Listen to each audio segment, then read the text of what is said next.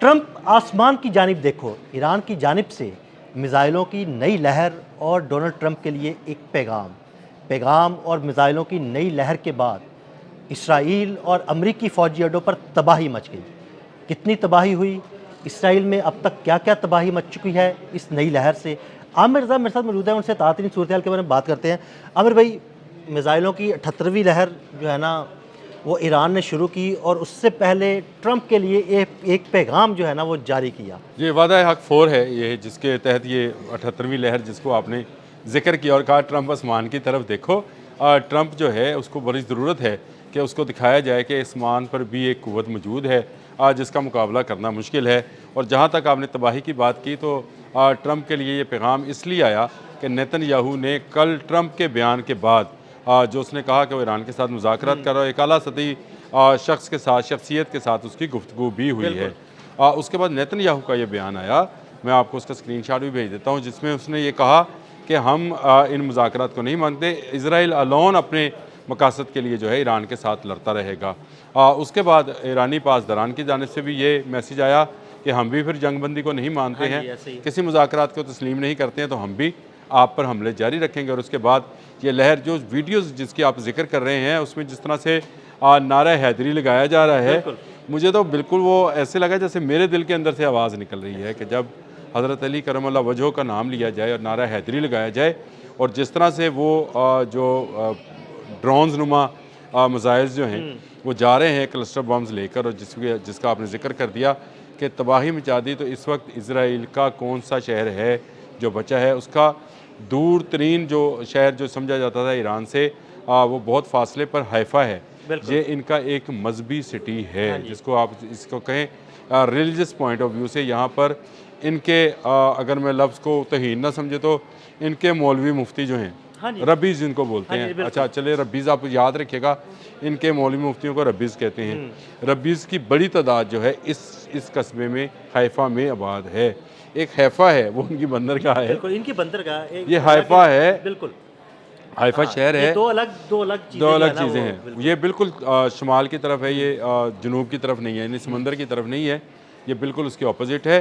حیفا اس کا نام ہے، اور یہاں پر کلسٹر بامز جو ہیں ان کے ساتھ حملہ کیا گیا، اور ایک اور تنبیہ جاری کی گئی ہے کہ آپ کے ڈیمونا سے کراس کر کے اس سے اگلے والے شہر کو اڑا دیا گیا، یعنی اس سے ڈیمونا پر پہلے حملہ کیا گیا تھا، لیکن اس آبادی پر جو کہ سائنٹسٹ اور جہاں پر اس کے ٹیکنیشینز رہتے تھے ان کو نشانہ بنایا گیا تھا۔ اب ڈیمونا نیوکلیئر جو اسٹیشن ہے اس سے آگے جو ہے، ری ایکٹر سے آگے جو ہے، اس کو تقریباً بالکل آخری شہر بنتا ہے اسرائیل کا نا۔ اس کا مطلب یہ ہے کہ تمام اسرائیلی شہر جو ہیں وہ نشانے پر ہیں۔ کل جو ہے نئے حملوں کی لہر میں امریکی اڈوں پر بھی حملہ کیا گیا ہے، اور اس کے نتیجے میں بھی بڑی تباہی جو ہے پھیلائی گئی ہے۔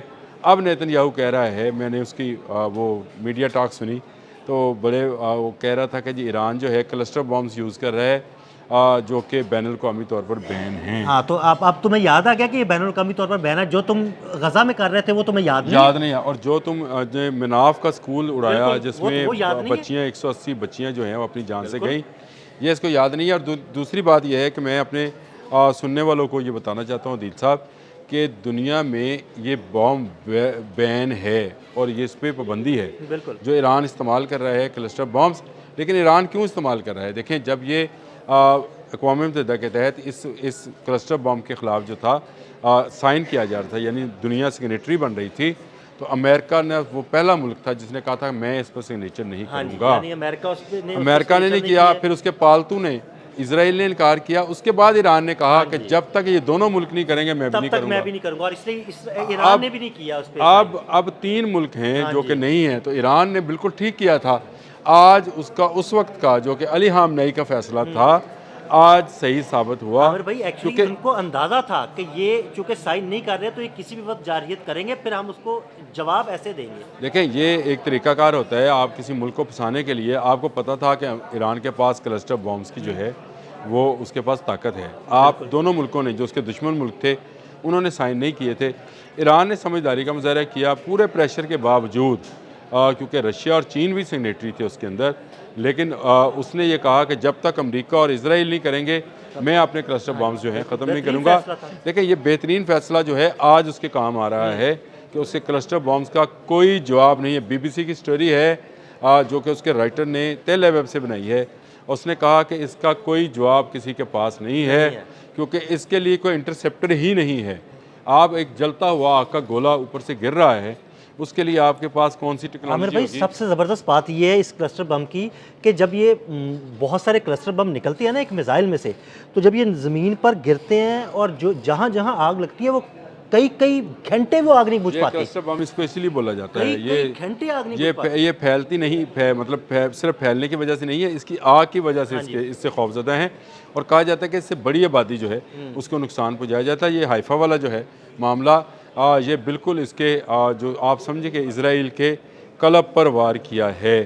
اب وہ جو شدت پسند یہودی ہیں، وہ یہودی جو کہ آپ اگر آپ تصور کریں کسی یہودی کا، تو وہ لمبی داڑیاں ہوں گی، ہیٹ ہوگا یا چھوٹی ٹوپی ہوگی، ان کے بچے چھوٹی ٹوپی پہنتے ہیں، وہ ننگے سر جو ہے کسی سے بات نہیں کرتے، ماں سوائے اس سے جو غیر بنی اسرائیلی ہو، یعنی جو غیر یہودی ہو تو یہ اپنی ٹوپی اتار لیتے ہیں۔ ایک دلچسپ چیز ہے کہ یہ غیر یہودیوں کو اس طرح، کیونکہ یہ انسان نہیں سمجھتے، یہ سمجھتے صرف بنی اسرائیل جو ہیں یہ خدا کی پسندیدہ قوم ہے، اور باقی جو لوگ ہیں وہ جینٹائل ہیں، وہ ایک جانور کی طرح ہیں جنہیں استعمال کیا جا سکتا ہے، اسی لیے یہ اپنے سر سے عزت کی چیز جو ہے ٹوپی یا ہیٹ جو ہے یہ اتار لیتے ہیں۔ یہ شدت پسند اس شہر میں کیوں موجود تھے؟ اس شہر کو آباد ہی اس لیے کیا گیا تھا کہ یہ ایران سے بہت دور ہے، یہاں پر شاید حملہ نہیں ہو سکتا، لیکن حائفہ پر حملہ جو ہے ایران نے کر دیا، اور نیتن یاہو کے اس بیان کے بعد کہ اس نے کہا کہ جب تک مذاکرات جو ہیں مکمل نہیں ہوتے میں حملے جاری رکھوں گا۔ اس نے حملے کیا جاری رکھنے تھے؟ ایران نے الٹا حملے کیے، اور پھر ڈونلڈ ٹرمپ کو دکھا کر کیے کہ ڈونلڈ ٹرمپ آسمان کی طرف دیکھو کہ اب تمہارے اوپر موت کا قہر جو ہے وہ ٹوٹ رہا ہے۔ اور ڈونلڈ ٹرمپ جو ہے میرا خیال ہے پہلے ہی بہت ڈرے ہوئے ہیں، اور وہ ڈرے ہوئے ہو کر انہوں نے مذاکرات کی بات شروع کی ہے۔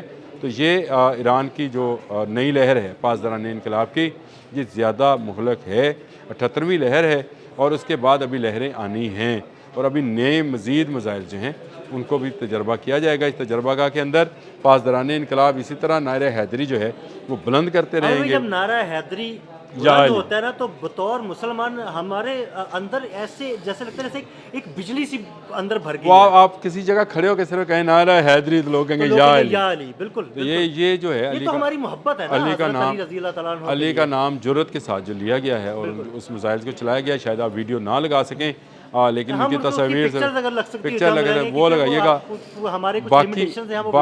باقی نیتن یاہو کو ٹھوک کر آج جواب دے دیا ہے، اور اس کا ایک ایسا شہر جس کو سمجھا جاتا تھا کہ یہ ایرانی حملوں سے محفوظ رہے گا، وہ بھی محفوظ نہیں رہا۔ بہت شکریہ عامر بھائی جی۔ بالکل، ایران نے میزائلوں کی 78ویں لہر شروع کی اور کہا کہ ٹرمپ آسمان کی جانب دیکھو، اور پھر ہر جانب تباہی ہی تباہی مچ گئی۔